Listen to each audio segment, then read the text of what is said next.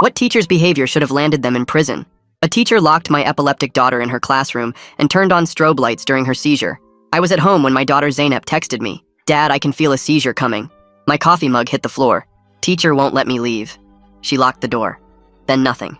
My phone buzzed with texts from her friend Chloe. Zainab is having a seizure. The teacher turned on strobe lights on the screen and is making it worse. Another text. She's taking our phone's help. Then nothing.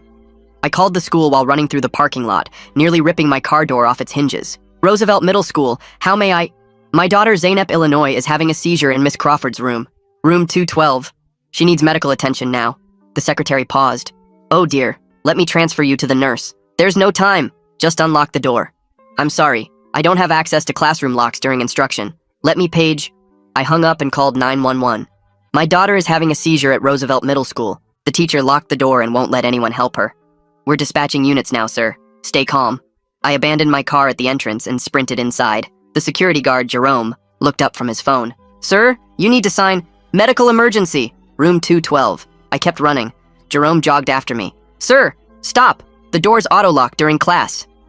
I reached room 212, and through the narrow window, I saw Zainab convulsing on the floor, while the smartboard behind her flashed violent strobe patterns. Black, white, black, white. Miss Crawford was sitting at her desk, calmly grading papers as if nothing was happening. I yanked the handle, but the electronic lock held firm against the solid steel frame. I slammed my shoulder into the door while Miss Crawford glanced up, annoyed by the noise, then returned to her grading. Open this door, I screamed at Jerome. I don't have the override codes, only administration have them. Then get them. They're in a district meeting off campus until... I grabbed a fire extinguisher and swung it at the window.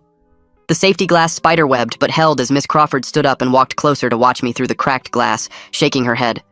I kept swinging, but Jerome grabbed my arm. That's enough! You're panicking!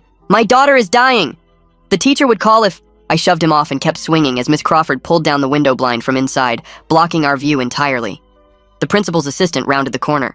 What is going on? There's a medical emergency and the door's locked. Mr. Illinois, you can't just... She saw through a crack in the blind where Zainab's feet were visible, rigid and shaking. Her face went white. Oh my gosh, Jerome. Call 911. Already coming, he said. She fumbled with her phone. I'm calling maintenance for the override code. How long? They're across town at the high school, maybe 15 minutes. Zainab could be dead in 15 minutes.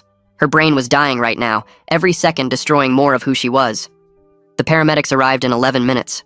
Electronic locks, the lead EMT swore. We need the battering ram from the truck. As they ran back for equipment, I pressed my face to the cracked glass and saw Miss Crawford had lifted the blind slightly to peer out at the commotion, looking more